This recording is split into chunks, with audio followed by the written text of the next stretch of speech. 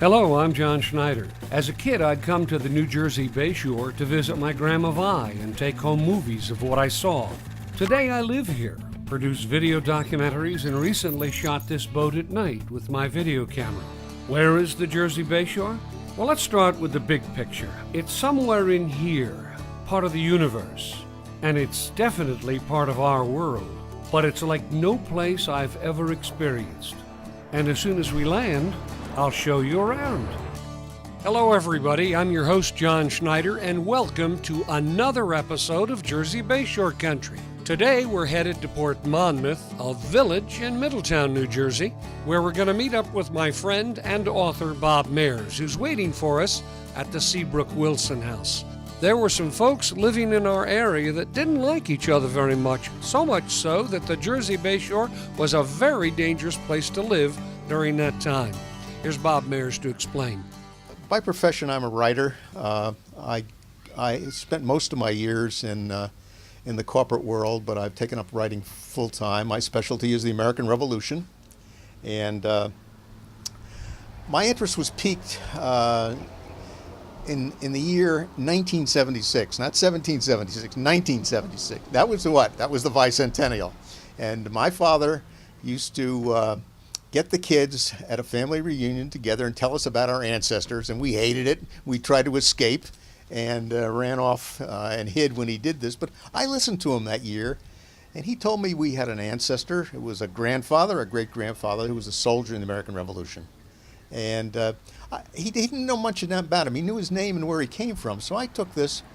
On a lark, I sent away to the National Archives, and back came a sheaf of papers that was a life-changing experience for me. It had land bounty records, it had pension records, it had battle records.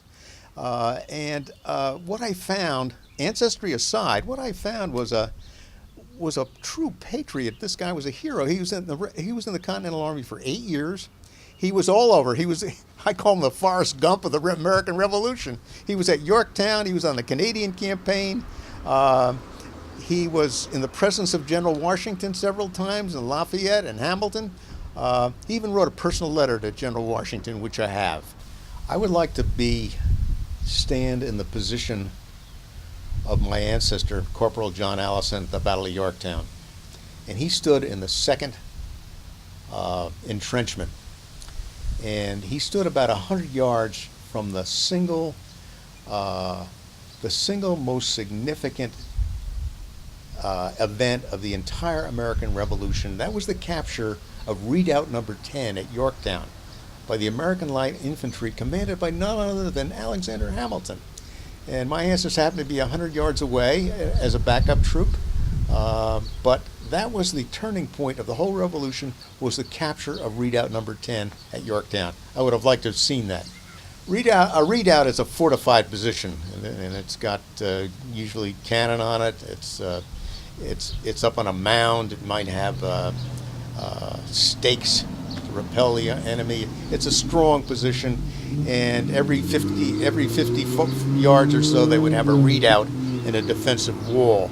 And the two key redoubts at Yorktown were Redoubt Number 10 and Redoubt Number 9, which was captured of the French. But that was the high point of the whole war, the capture of Redoubt Number 10. And it's there today. So that led me to write his book. People said, why don't you write this up? Well, I did. I wrote his biography. It's called The War Man. It was published by West Home Publishing in 2009. It's sold worldwide. The latest book came out last week. It was released by Heritage Books last week. It's called The Forgotten Revolution. And in it, I've traveled throughout the Northeast, from Canada on down to Virginia, and I found significant pivotal events of the American Revolution that had been forgotten or lost in history. In the Bayshore, about 50% of the people were affected very substantially economically because of the war.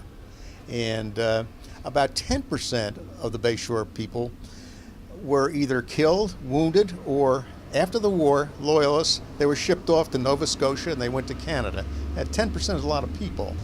There were two significant engagements on the Bayshore. And one happened, if you go down Route 36, before you before you get on the bridge, on the Highlands Seabright Bridge, you're going to cross over Kings Highway, and to go down into Highlands, you're going to go on Linden Avenue.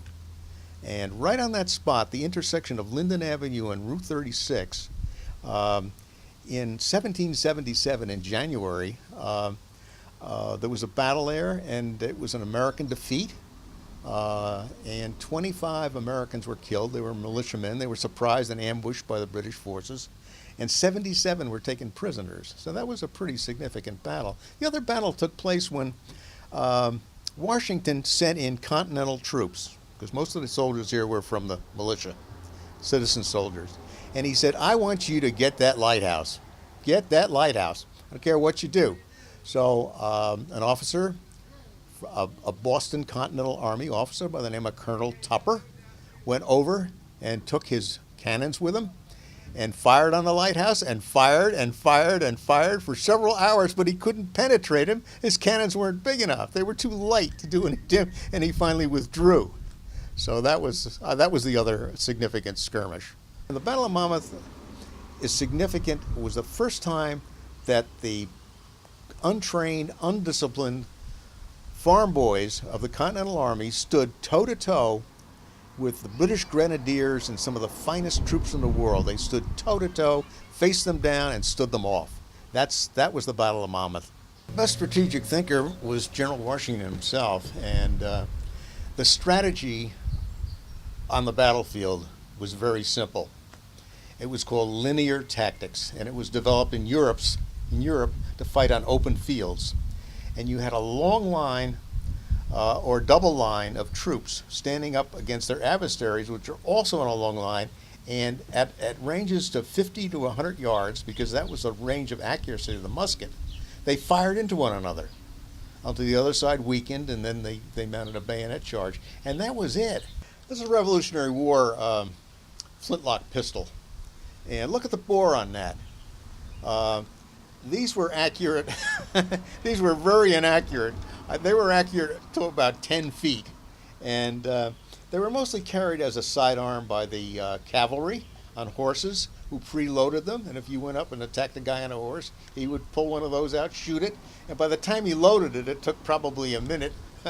The game would have been over. And so you hear the term lock, stock, and barrel. It's a flintlock gun. Here's the stock, here's the lock, and here's the barrel. That's the whole thing, the lock, stock, and barrel. So very inaccurate, not used a lot. The basic weapon of the Revolutionary was the musket, the smoothbore musket, the British equivalent of the Brown Bess. And we used French weapons, called the Charleville musket. Well, these were principally made by the French. This happens to be a German weapon. I don't know how it got in the war, but there weren't gun makers, and there weren't. America going into the war had no manufacturing base. We got all our manufactured stuff from Great Britain, so we really didn't have any foundries. We didn't have any metalworking facilities. So most of our arms were captured on the battlefield. The principal weapon of the Continental troops was, at the beginning of the war, was the British Brown Bess, because they picked them off the battlefield. And as the war went on, we got arms from Spain and a lot of arms from France, who was our ally. But that's where they came from. We didn't make many of them here. The one arm we made here that is worth mentioning was a Kentucky rifle, which really wasn't made in Kentucky. It was made in Pennsylvania for the frontier. But that was used by riflemen who were special forces of the Continental Army. This is a bayonet, and it was really the basic. The musket was the firearm, but this weapon decided the battles. It was attached on the end of the musket, and what would happen is that the two sides would fire at one another, and they would stand in long lines. It was called linear tactics, and they would fire into one another. And one of the sides developed a hole in the ranks. They would charge in a bayonet attack, and that was fearsome. And usually the other side scampered. Now, one of the reasons why that was so fearsome is This has 3 edges to it. And if you were wounded by one of these, you couldn't be sewed up because it had 3 edges. It made a round hole. And you generally died no matter how small the bayonet wound was because it couldn't be treated. So these were made illegal worldwide maybe 100 years later by the Geneva Convention. They restricted the use of the three-sided bayonets. But early in the war, the British knew how to use bayonets. The Americans did not. In fact, they didn't even have bayonets. So all of them, in the early battles of the war, the British used to fix their bayonets and charge the Americans, and the Americans used to scatter, and that would be the end of the battle. And that happened in 1775, 1776, until Baron von Steuben in Valley Forge trained the American troops to use this weapon. During the whole war, I'll give you a number, during the whole war, militia and Continental troops, there probably were 250,000 American men involved in the 8 years of the war in either one of those forces. And that's a big slug of the population. That's like 15, I think it figures out to like 15% of the entire population were soldiers. Now, if you were in the militia, you had to report to duty and training, and you get called up when needed. But after that, you went home. You went back to your farm. David Foreman was the commander of the Monmouth County Militia, and he commanded them, and so was Huddy later. They were both commanders of the militia. But when I look at our patriotic leaders, they were kind of sullied people. Now, Foreman commanded the militia, but you know what he did? He had soldiers working at his salt works down in Tom's River, free labor. Huddy was a loose cannon, I guess, but Huddy's personal life was very much clouded. If you go down to Monmouth County Courthouse, you can find records on him being arrested for assault and battery, robbery. He deserted his first wife and married a lady who had a daughter, a widow, and she had a tavern in Colt's Neck. And so he fell into that. And then what he did with that poor second wife, he tried to turn her out. Now, when he was found and captured, that night he was found at that tavern with a 20-year-old servant girl up on the second floor. But strangely enough, they both grabbed weapons and held the British off, whoever that 20-year-old girl was. But he was a very brave guy. He engaged in warfare at sea with a privateer, and he was a very, very brave man. Of course, he was hung in Highlands. But some of the biggest battles were fought by militia and won by militia, as opposed to the Continental Army. That's a big debate that's gone down in history.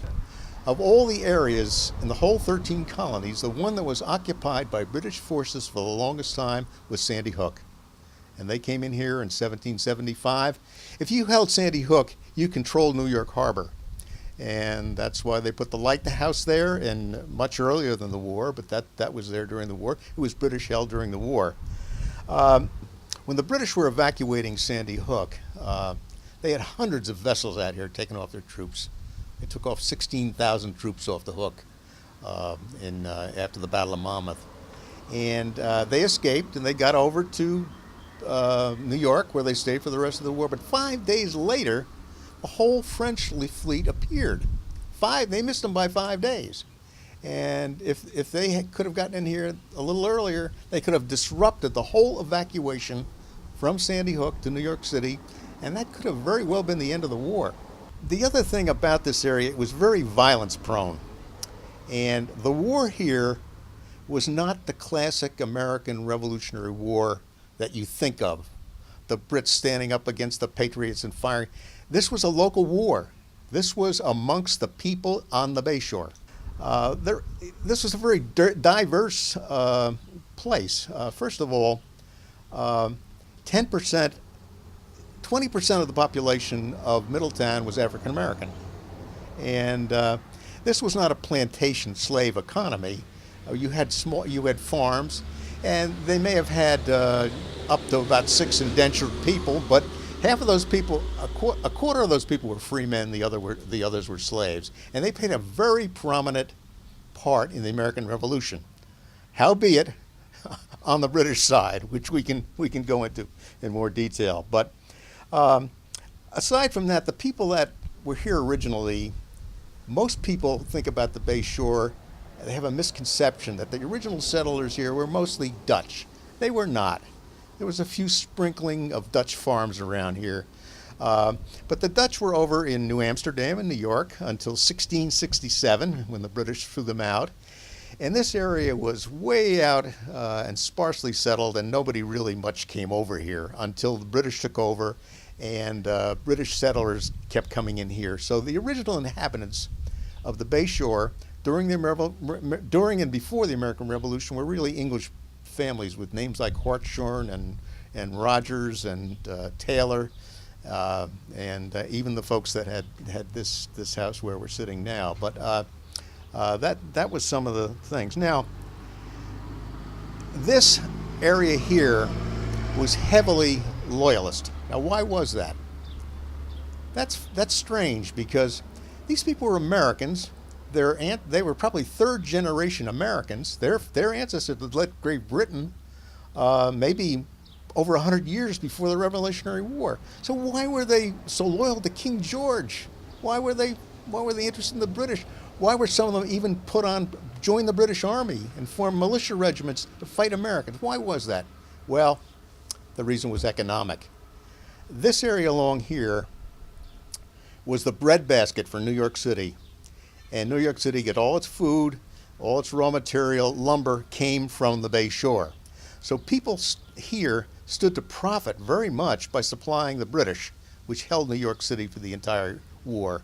And they had done that for years before. So this was really the supply house for the British forces.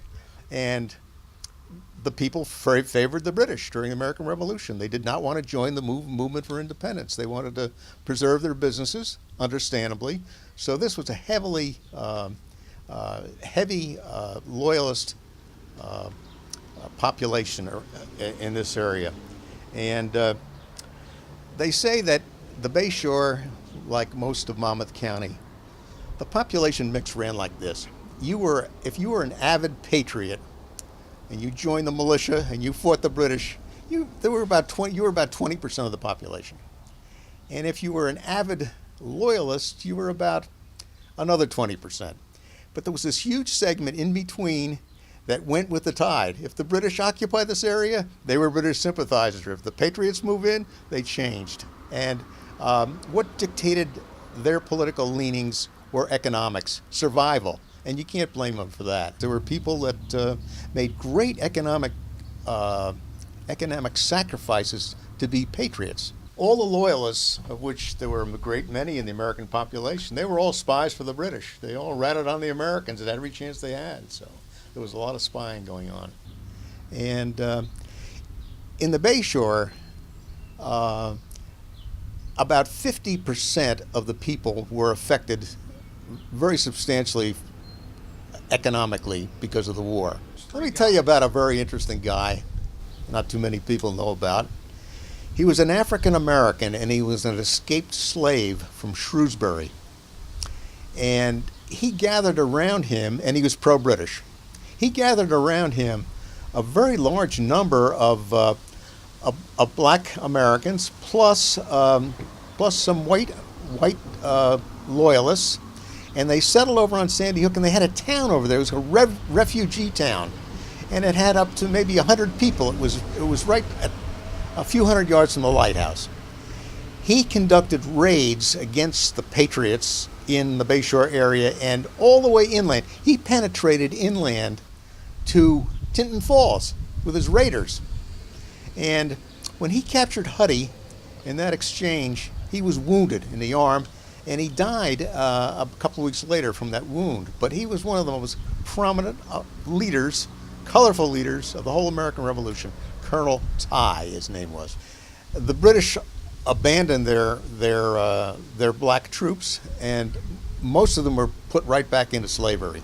And that happened throughout the colonies. Most people think the war ended in Yorktown on October 1781. It didn't. It ended in 1783. And in 1783, there was the Treaty of Paris being negotiated, and hostilities were way down, but not here. They kept it up. The militia and the patriots were retaliating against all their loyalist neighbors. They were killing them, and there was just a lot. And they were taking their property. They were shipping them off. And it went on till 1783, which is rather rare, because after Washington disbanded the army, the Continental Army, in 1782, so it's pretty much over, but not here. They kept it up. Why did the war end? I'll give you my theory, and most people will tell you it was the brilliant fighting, the American patriotism, the American spirit. I don't think so. I'll give you two reasons why I think we won the war. Number one was this land was so vast that Washington could disappear and not take them on until it was the right time to do it. And he did that time and time and time. He never confronted the British. He would go off into the hills. And it was just too big to get their arms around. When they invaded the South, they went through South Carolina, North Carolina, Virginia. They went hundreds and hundreds of miles. They had a long supply chain. Everything they used had to be brought by ship. So it was the logistical part of invading a land this size. The other thing is that the French joining us had a marked effect. They came over with a fleet. They came over with a trained force, and that really turned the war. And they confronted General Washington on what he was going to do. General Washington, toward the end of the war, was surrounding New York City. He was up in Westchester County, and he was all ready to invade. And when the French came here, he said, you've arrived. We can now take New York City because we have them outnumbered. And by the way, Frenchmen, put your fleet out in New York Harbor. We got to bottle up. And the Frenchman said, George, think about it. They have been down there for 8 years. They have it fortified. They have trenches. They are well dug in. And we can do that, but our losses will be tremendous. It will be a Pyrrhic victory. You sure you want to do that? And they went back and forth, and George said, you got a better idea? And they said, yes. Let me suggest this. Sit down, George. You got Lord Cornwallis is down on a peninsula in Virginia with half the British Army. Yeah, but that's 500 miles away. They said, we could bottle him up on the peninsula in a place called Yorktown and effectively end the war. And he said, that's preposterous. You expect my guys, some of them are in New England, to march 600 miles to Virginia to fight? They'll never make it in time. The British could be gone by the time we get there. We'll never make it. There's a million reasons. Will your fleet be there? They want to go back to the West Indies. The fleet won't be there. Well, it all came together. And we did march 500 miles, and we did win the Battle of Yorktown. And that was tilted. And we owe that to the French. After the war was over and the Treaty of Paris was signed, most of the Tories were led out of town, women and children at the point of bayonets. And many of them went north, and they were accepted into Canada and given land grants in Canada. And a large number of them went to Nova Scotia. And there was a selfish reason for getting rid of the Tories. Most of them were fairly well-to-do, and you confiscated their estates. You got all the Tory wealth and property fell into the Patriot hands. The British abandoned their black troops, and most of them were put right back into slavery. And that happened throughout the colonies. This is one of about, I guess, a half a dozen Bayshore area houses that are standing that had a significant role in the Revolutionary War. Now, this is called the Spy House. And this is an old house, and it was built over 100 years before the war. Some say 1648, some say even earlier than that. But the reason why they call it a spy house is for two reasons. Number one, people could sit here and look at the whole British fleet out in Raritan Bay and the harbor and detect its movements and report it to the Patriots. The other thing was that this was a tavern, and the British ships parked out here used to send landing parties ashore to enjoy the facilities of the tavern. They came for lunch. And who ran the tavern? Patriots. They listened, and they reported all the intelligence back to the Patriot forces. That's why it's called the Spy House. It's really not known for the Revolutionary War. It's known for its ghosts. There are 22 identified ghosts in this house. And some people say they have an uncanny feeling when they ride down the street or look up in the windows. It didn't do that to me today. I was hoping it would, but it didn't do it. Well, I don't know about the ghosts, although I have seen some photographs of this window with some very ghostly images. Inside the house, however, you'll learn about the evolution of the structure of the house from one century to the next.